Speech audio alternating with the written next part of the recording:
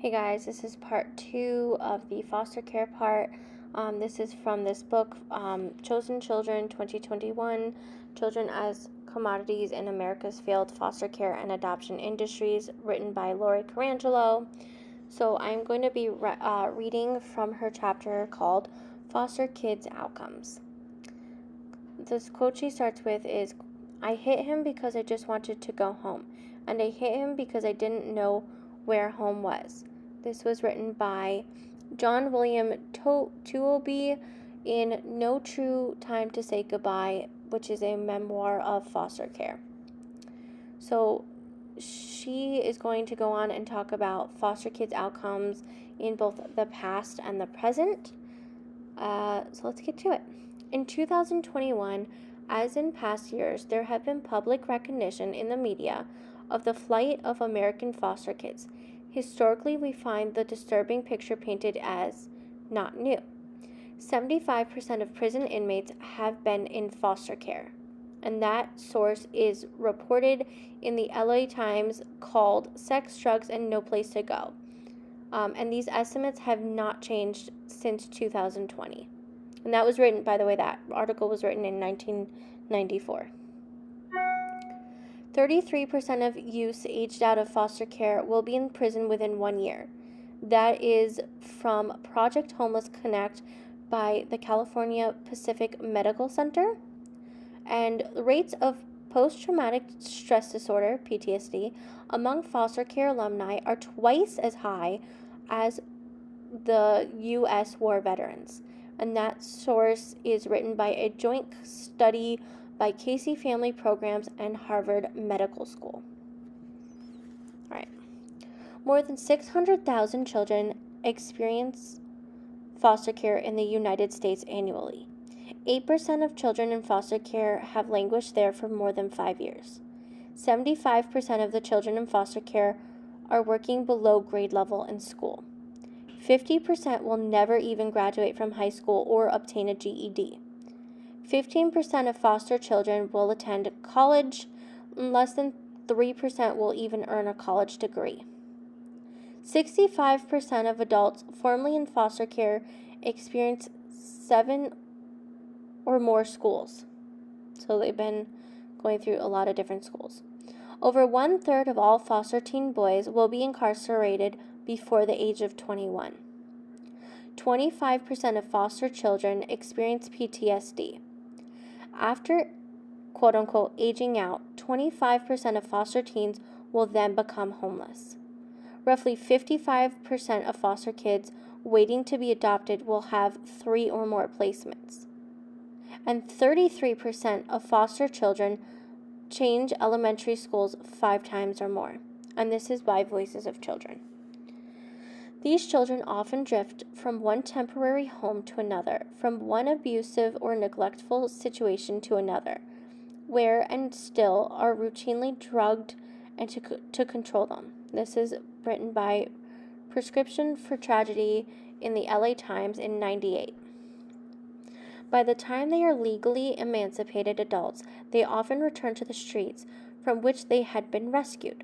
Foster homes were thought to provide something closer to the one-on-one nurturing the child lacked from their parents, or from the ill-reputed orphanage or expensive private boarding schools of the past.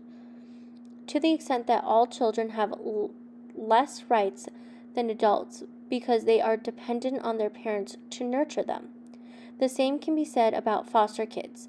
However, the foster child pays a higher price when the bond between the child and their biological parents are broken.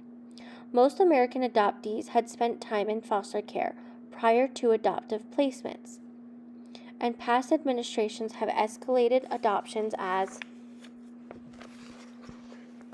a quick fix for some problems inherent in long-term foster care, but without considering adoptees' outcomes. So the issues of foster care and adoption are allied. Those who center foster care at an older age usually, quote-unquote, age out of foster care, and more often become homeless and without employable skills, and as will be shown, are likely to become incarcerated. Los Angeles has more kids in foster care than any other city in the nation. Like most urban areas in economic decline, LA has been overwhelmed by caseloads and understaffing that caseworker follow-up has been lax to impossible. So it is not unusual to read a news story about a child who was injured or who needlessly died in foster care after being unjustly taken from economically disadvantaged parents who were not unfit. Independent living programs, ILPs, were an attempt to ease a new generation's transition into society and independence, but they are too late for millions of the quote-unquote lost. In 2001, the president's federal budget proposals reduced the original 1999 allocation for the independent living program from $140 million to $105 million. In 2002, the Bush administration significantly increased such allocations, but it was too late to help 9 decades of former foster kids. In 2010 to 2011, according to the National Coalition for the Homeless, 1.2 million children were homeless on any given night. Those who were rescued were placed in foster care. 70% of mothers who had been placed in foster care during their childhood, most as a result of being sexually abused, as aid, have had at least one of their own in foster care, of their own child. And young victims often grow up to become victimizers. Those who have been incarcerated and released from prison without a home try to survive on the streets, and so the cycle replicates. Foster homes can be state-run, county-run, private, non-profit, or church-run facilities. They may house children of one gender exclusively or both sexes. These children can be single or mixed races, specific or mixed ages, have educational, physical, or mental disabilities, are substance abusers, and may be physically, sexually, emotionally abused or neglected, violent, or non. That is a handful. That is what? Alright, in 2010, foster parents typically earned $446 to $667 per child per month. For the difficult challenge of fostering a child needing specialized care, there is an incremental increase of between $84 and $169 a month. Subsidy determined by the child's social worker. So basically, the social worker gets to determine if that child is deemed special needs for whatever their reason is, right? Meaning the foster parent gets paid for this. So why would anyone want to become a foster parent? For some foster parents without other means of support, the money is an adequate incentive. Once their homes are licensed to house a specific number of children, they can receive salaries and the children upkeep can be subsidized. Television ads alleging that, quote, all a child needs is you, quote, mislead those not actually qualified to handle a quote-unquote special needs child or any child, and those foster parents often make the headlines when physical and sexual abuse or suspicious deaths of foster children are eventually investigated. The older or more abused a foster child is by the time they're adopted, the greater the likelihood the child will be returned to the agency by the adopters or a runaway. Stats that support this grim. Okay, so they're being rehomed. That's what it was trying to say. 76% of children in foster care have experienced some form of sexual abuse. That is according to Adoption and Sexually Abused Children, written by Joan and Bernard McNamara from the University of Maine, Portland, 1990. Too often, foster kids' stories of abuse at the hands of their parents, step-parents, guardians, counselors, or foster parents are disbelieved. Their pain is dulled by drugs, their survival dependent on what they can steal, or in obedience to a pimp, or to the gang they call family. The runaways the incorrigibles, the disturbed, the addicts, the violent, are shuttled through a revolving door from group home to juvenile detention to youth authority to prison, where they are warehoused without treatment, threatened, assaulted, killed, or recruited by hardened criminals. Kevin Siege, in Growing Up a Foster Kid, which was posted in Newsweek 98, wrote about an orphan who never knew his father and was taken from his mother by social services. When he was in 3rd grade and aged out of the foster care system in Cleveland on July 1st, 1998, at age 18, he wrote, he wonders how he's going to pay for school and where he will go for the holidays and summers. He's completely alone in decision making. Still, he considers himself lucky. Of the more 200,000 kids who aged out of foster care across America last summer, only 35% graduated from high school, and only 11% will go on to college or vocational school. Siege feels that kids adapt when their very survival depends on it, but most aren't as lucky as Siege, who is a music major at the University of Akron. Siege believes that the solution is for more individualized citizens, community and civic groups, churches, synagogues, and the corporate community to be actively involved in foster kids' transitions to adulthood and provide support of their educational and career goals. The Nebraska Supreme Court agreed with Randolph Reeves, who was scheduled to be executed in 1999. His Omaha tribe filed a brief claiming Reeves was, quote-unquote, emotionally damaged when the state of Nebraska took him from his reservation parents at age 3, and that because of the removal of the state is quote-unquote the party to blame for Reeves' actions. Anti-death penalty activists argue that a person's childhood history, including family separations, may provide a quote-unquote mitigating reasons, not excuses but reasons, for those violent crimes in childhood. The core issue of why permanent family separations are sanctioned seems to be answered. Alright, I'm going to interrupt for a moment. Lori Carangel, who wrote this book, actually covers a lot of serial killers who were adopted. Adoptees and foster care youth are 15% more likely to become serial killers, especially women. So that's telling you something. Anyway, sorry, had to throw in that fact. When commenting on the mass taking of alleged orphans as a result of the Haiti earthquake devastation in 2010, Dr. Yitzhak Kadman, who is the executive director, National Council for the Child, stated that anyone who has suffered a trauma should stay in a familiar place before determining how many of their parents survived. The Adoption Assistance of Child Welfare Act of 1980 contained a provision calling for statewide tracking systems for children in foster care who received care within the previous 12 months. The Reagan administration chose to implement a quote-unquote voluntary system that has ultimately proven to be inconsistent from state to state.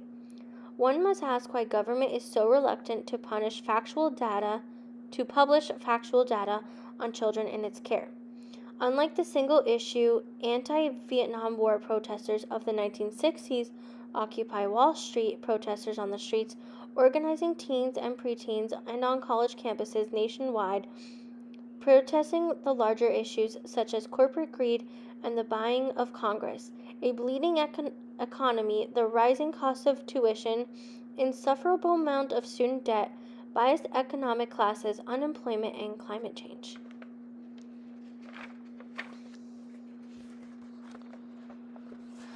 There has never been mass protesting against the concerns for profits outweighing the needs of the children and adults trapped in America's failed foster care, adoption, and prison systems, in part because Each of these complex industries separate, isolate, and effectively censor and brainwash its victims under color of state confidentiality laws. Formerly incarcerated adoptee Tony Collette was born in 1973, when foster parents usually were not allowed to adopt their foster kids. He was told that his foster parents had a 4-year court battle before being able to finalize his adoption, because his mother did not want to relinquish him. Today, becoming a foster parent can be a shortcut to adopting an infant or younger child in states that permit adoption by foster parents. In Adopt Talk newsletter of the North American Council of Adoptable Children, issued in the spring 2000, Terry Herrick, who had been a foster kid, wrote, "Being a former foster youth has significantly shaped my outlook on life. Foster care left me completely on the defensive.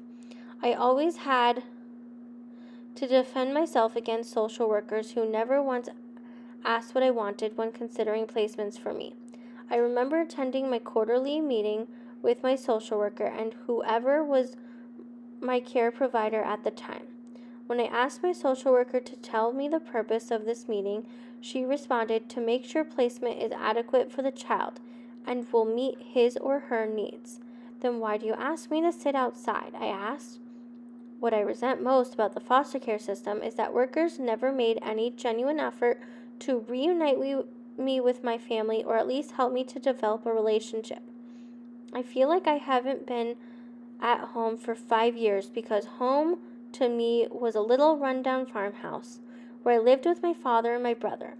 If child welfare systems are really in business for the welfare of children, then my only advice would be to treat them as you would treat your own children." Terry Herrick has been working on the Youth Law Center in Washington, D.C. on issues related to foster care, and also works part-time with Child Welfare League of America through their Youth Initiative project. In 1999, Terry spoke at the First Ladies Summit on independent living at the White House and went back to the White House to witness President Bill Clinton's signing of the Foster Care Independence Act of 1999. He said it was incredible to watch how the independent living legislation moved from the idea to law, thanks in part by young people. In the year 2000, Terry participated in a quote-unquote speak out panel of foster care graduates and adoptees in North American Council on Adoptable Children, so the NACAC conference. Alright, so trafficking of foster kids. There has been proven credible reports, indictments, and convictions in the United States of government-run foster homes that turned out to be the fronts of child trafficking rings. Worldwide, the numbers concerning child slavery are staggering. More than 150 million children are child laborers. That's 1 in 6 children worldwide. Some girls as young as 13 were trafficked as mail-order brides, and nearly 90% of domestic workers trafficked from West and Central Africa are young girls. American children who go missing from foster care and meet the same fate are rarely found. As this writing, an estimated 15,000 migrant children were detained in U.S. custody from 100 to 240 days. Immigration and Customs Enforcement, ICE, has 9 detention facilities for children who have been separated from adults, including family members who were unaccompanied when they crossed the border. In April 2018, Department of Homeland Security, DHS, lost track of the whereabouts of the 1,475 migrant children. So this is what I was talking about. In September, a similar incident, they weren't able to find 1,500 migrant children. They weren't able to account for them. I think they purposely lost them, to be fair. I mean, I hope not, but I don't have any trust in the systems. Okay. On February 26, 2019, NPR News reported that in each of the past 4 years, 1,000 or more immigrant children who arrived at the southern U.S. border without their parents have reported been sexually abused while in government custody. And all of this is sourced by Sexual Assault of Detained Migrant Children report in the thousands since 2015 by Richard Gonzalez of NPR News 2019, and thousands of migrant children who were sexually abused by the U.S. custody HHS docs say by Camila Montoya Galvez of CBS News in 2019. NPR's John Burnett reported the Federal Office of Refugee Settlement, which is in charge of caring for underage immigrants, received more than 4,500 allegations of sexual abuse and sexual harassment between 2015 and 2018. Of those complaints, some 1,300 more serious enough to refer to the FBI, but in official claims, the vast majority proved to be unfounded, most involving one minor abusing another, but 178 were against staff at shelters. In particular, the youth care workers who escort the children everywhere they go, ranging from inappropriate romantic relationships between children and adults to touching their privates to watching children shower. Typically, sexual abuse of any children from any predator is underreported, but trafficking of children in the U.S. states nothing new. The problem is that the most effective form of disinformation is that which blurs the truth with fiction, so effectively that they become impossible to differentiate. And that is what happened to Ted Gunderson. Ted Gunderson is a retired FBI senior specialist agent. He delivered a speech to the congressional hearing on child protection, stating that during his career he investigated public officials of all levels of government, which reached as high as the White House and even the Vatican. He said he had chiseled in stone documentation about the international criminal enterprise involving kidnapping and murders, including human sacrifices by satanic cults, but for years could not get authorities to believe him, so nothing was done, specifically in regard to CPS. In some areas and some states, he was told by quote-unquote reliable sources that a plane load of 210 children from CPS was flown out of Denver, Colorado on November 6, 1997, to Paris, France. Later, a second plane load of children, also under the care of CPS, was flown from LA to Europe. Quote-unquote reliable sources documented instances of children taken from foster homes, orphanages, and Boys Town, Nebraska, flown by private jets from Sioux City, Iowa to Washington, D.C., and forced into sex orgies with politicians.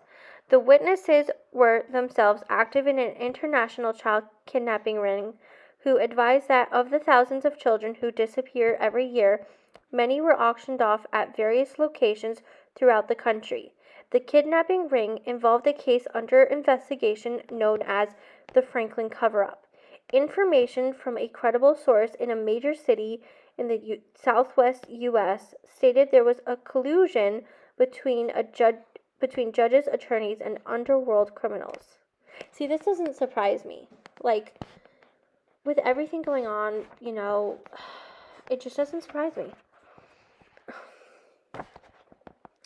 Children in that system became adopted, with 4,000 being given to the people who adopt them. The children's names change, and each child is, quote-unquote, re-adopted up to 75 times, with 4,000 going to each subsequent adoption. The federal government's quote-unquote adoption bonus is given to those judges, attorneys, and underworld criminals, split among the three groups as child traffickers, as an undergrowth of the Franklin cover-up case from Omaha, a covert CIA operation known as the Finders, based in Washington, D.C., was actually actively involved in kidnapping and trafficking of children since the 1960s. This matter was brought to the attention of the FBI and State Department in 1997. A report by the Metropolitan Police Department was classified secret in the interest of national security. The investigation by the FBI was closed down. The Finders became an internal matter. This information was given to the FBI on 7 occasions, with a demand of an investigation into the international kidnapping and trafficking of children. Instead, Ted Gunderson was accused of being a double agent, protecting the pedophile ring and allegedly included people in the CIA, a rumor that began when his alleged 2-week annulled marriage to a woman who was allegedly part of a satanic cult was publicized. Expose a child trafficker and you're not only dangerous, you're accused. Apologies, the phone rang in the middle of my sentence.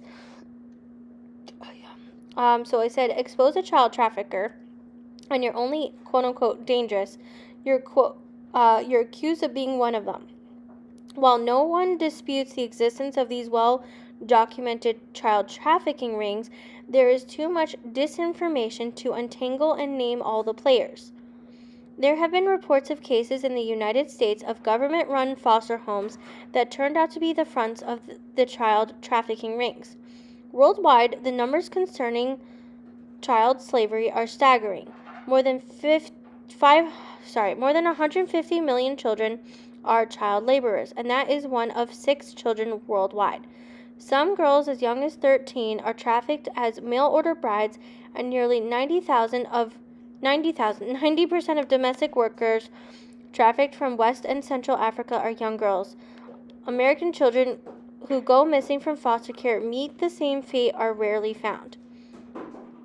So there's a quote here by The Horrors of War Pale Beside the Loss of a Mother. That is by Anna Freud, pioneer in child psychology. Fostered, orphaned, and abandoned institutionally kids who kill. As early as 1937, the Science and Sense articles in the Journal of American Psychology acknowledge that foster children suffer psychological problems. And that is from Sidney Tarachow, The Disclosure of Foster Parentage to a Boy, Behavior Disorders and Other Psychological Problems Resulting. And that was published in the American Journal of Psychiatric 94 in September 1937 as well as 1938. Also, you can read, it's called Adopted Killers, 430 Adoptees Who Killed, How and Why They Did It by Lori Carangelo, which also includes foster adoptions of children who were first fostered long-term. I will eventually read those. I think those are interesting, but that is all I got for this chapter. There will be a part 3 to the foster care, and then the rest of it is on adoption specifically.